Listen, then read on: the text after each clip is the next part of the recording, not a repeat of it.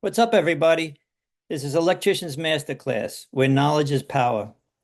I'm your virtual New Jersey electrical license prep course instructor. My name is Joe Spina, and you can find us at electriciansmasterclass.com.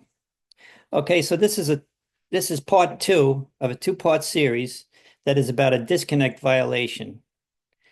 Some of the things that we talked about last week were the lack of overcurrent protection, the risk of fire, and the potential for explosion. Okay. And some of the things we are going to talk about today are equipment damage, electrical shock hazard, legal and code violations, where I'm going to show you the code, which covers what we're talking about. Okay. General installation. All right. And proper action to take. Okay. In the situation. All right. So let's continue. Okay. So here we are again. This is part two, like I mentioned. All right.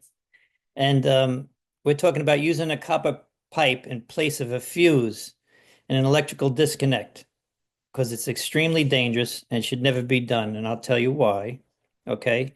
Because we're continuing on what we were talking about the other day. And so now we're going to go into equipment damage. All right. And the connected equipment may be subject to voltages or currents far beyond their rated capacity, leading to permanent damage or failure. All right. Also, the electrical shock hazard. All right. In the event of a fault, the absence of a functioning fuse can increase the risk of exposed components carrying live current, creating a serious shock hazard. Okay.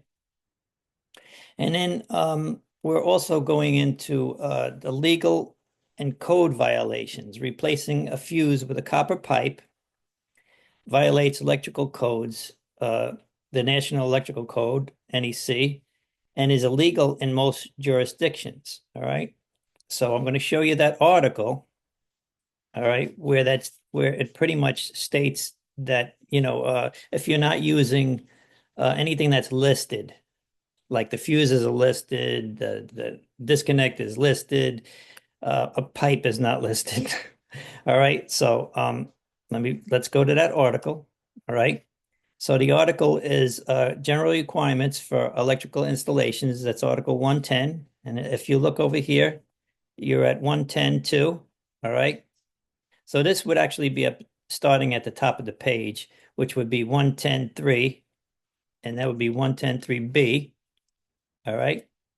And it says equipment that is listed, labeled, or both, or identified for use shall be installed and used in accordance with any instructions included in the listing, labeling, or identification. So pretty much they're telling you that if it's not listed or labeled, it doesn't belong in the disconnect. All right.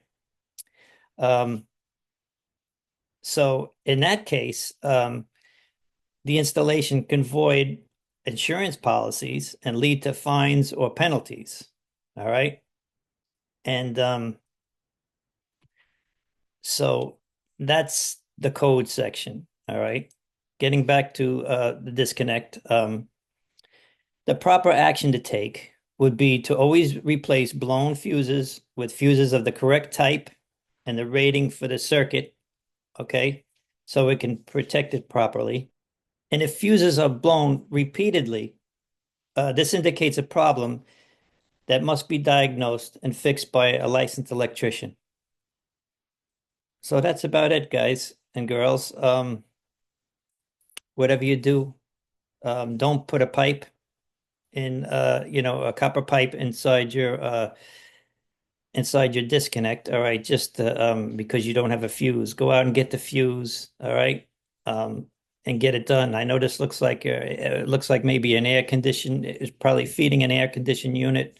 All right, they could wait if it was an air conditioned unit. They could wait no matter what. You don't want the trouble of having it start a fire. I mean, I've seen this is a cartridge fuse where it clips right into right into the jaws, like right into the blades there, right go over here.